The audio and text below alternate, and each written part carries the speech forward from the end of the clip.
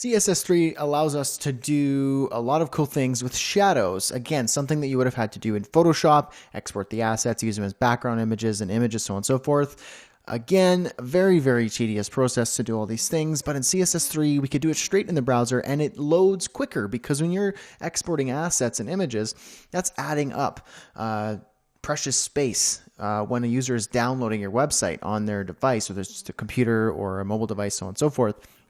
It actually loads way quicker when you're just loading CSS because CSS is simply just text.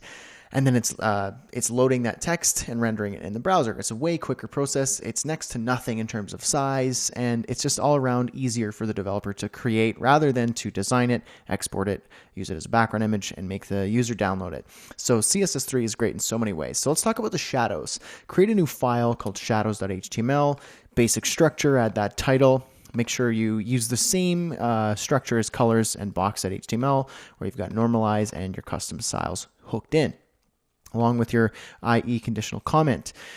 Give the body the ID of shadows and add a container in there with a level 1 heading and just a paragraph tag with some lorem ipsum. Once you've got all that stuff in there, let's get going. So if you have to pause the video, that's totally okay to get yourself set up. And then open up your style.css, add a new style here, and copy what I put here. You got your shadows, that's the body with the ID of shadows. Select that container, give it a width, margin 40 pixels auto, and padding 20 pixels, border box for the box sizing, and then a background of FC3 or whatever color you want. So once you're up to speed, let's jump in further. So the first thing I want to show you is text shadow. You can actually add shadows to to your HTML text. So let me just select here in the shadows, shadows ID, and then I'm selecting the level 1 heading here. And I want to give it, let's say, a color first of white. Now, if I wanted to add a little more contrast here, it's kind of hard because what if I liked the white on the yellow, but it's a little bit hard to read? Well, you can add a CSS3 shadow by going text, shadow, and then there are a couple different, the value you put in here, there's a syntax involved. So there is a vertical shadow, a horizontal shadow in its simplest form. So I could say 2 pixels, 2 pixels, and then that would be enough. So you got your horizontal shadow, your vertical shadow and horizontal shadow. But the thing is here is the default is white. So I could change the color in the third part of the syntax here to just say black. And now you can see CSS3 shadows. So if I modify these properties here, or these values, let's say 0 pixels. So now we only have vertical shadow. So this is horizontal and vertical. That's how it works. I could change the value of this to whatever I want. So 5 pixels, 3 pixels, 1 pixel. I could do 1 pixel horizontal as well. I could do -1 to move it around. I could do -1 and -1. I could have 0 for this one and just -1 like that to create like a little bit of a carved effect. Here, let's move it up 2 pixels. So it kind of looks like it's carved into the background there. You can also change your color. Let me just use something like 2 pixels and 2 pixels to something, say RGBA, if you want to be a bit more specific. So let's say 0, 0, 0, and then 0.3. So I'm using black, but 30% in the alpha channel. And so it's a bit more subtle of a background or a shadow on the text. The other value you can add within this syntax is blur. So you have the vertical shadow, the horizontal shadow, and you can add a third here before the color for blur. So let's say 5 pixels, and that blurs the shadow. So let's use a bit more harsh of a background color here so you can see. So you could see that it has blurred. The bigger the value, the bigger the blur. So you can see CSS3 shadows. It's kind of made the background, the text shadow, more subtle and more blurry. And the smaller that is, the more sharp the blur, if that makes sense. So that is text shadow. You can also add multiple text shadows. So let's go like this. Let's try something. 1 pixel, 1 pixel, no blur, just 1 pixel. And let's actually do 2 pixels here. To move that over, just separate it by a comma. And let's say 2 pixels, 1 pixel, and pink. Oh, it's hard to see that one. Let's go for white. So now you can kind of see it in the background there. What if I gave it a blur, 4 pixels? Maybe so we could see this better, I'm going to change these values. Let's try blue and red.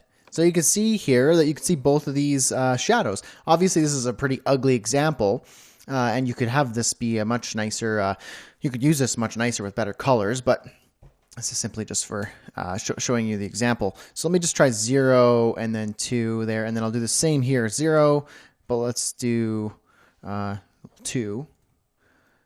But I'll make this one have a blur of 10, and this one will have a blur of 5 pixels.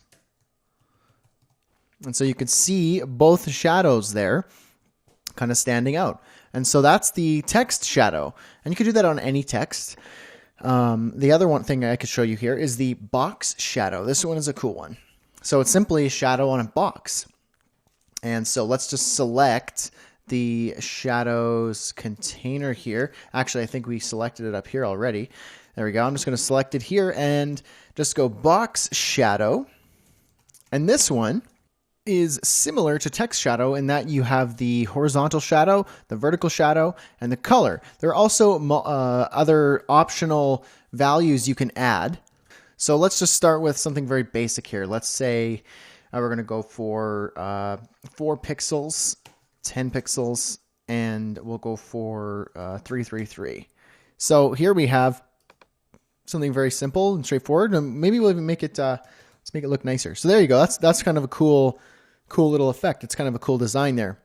And what's neat about box shadows is that it doesn't add any width to the element. So the element is just 600 pixels, and that just sits behind and outside. So it's not adding extra elements. It's not adding extra width or height.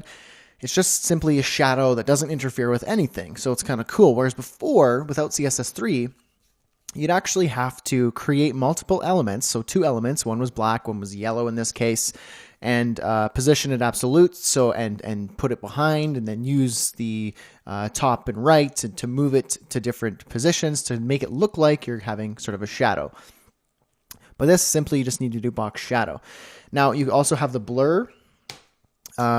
The blur value, you can change the blur to make it blurrier, to look more like a shadow. You could change the color to be a bit more subtle, like let's say DDD. And so it kind of has a bit of a subtle shadow in the background there. Let's just make it darker so you can see it better though. If I were to change these properties, so I put the horizontal, actually let me just start this over here. So we got 0 and 0. This one is the vertical shadow. So if I just wanted to move the vertical shadow, I've got that there. I can remove the blur altogether. And then you could also use negative values if you wanted to position over that way. The other thing is there's the spread. So we have the horizontal shadow, the vertical shadow, the blur, so we could say 5 pixels, and then the spread is another value you can use. And watch, let me show you here. It moves the spread. So the blur is one thing, but spread is how far the shadow spreads out. So you could see here that when I added the 10 there, it spread that shadow out further, so it has a bigger impact. You can also use negative values, and that kind of makes it disappear a bit, but you can do a cool trick here. So let me just show you. I'm going to use 0 horizontal. I'm going to move it down 15 pixels. Let's try 20 pixels. And the blur, I'm going to have it be about 10. And the spread, I'm going to move it -5. Let's go negative 20. Let's try 15. There we go. So now it kind of has this subtle shadow just sitting in under, kind of popping it out forward. It's not on the left, right. It's just kind of in the center there. So it's kind of a cool little trick. So that's the horizontal shadow, vertical shadow, blur, spread, color. That's how the box shadow and text shadow works in CSS3.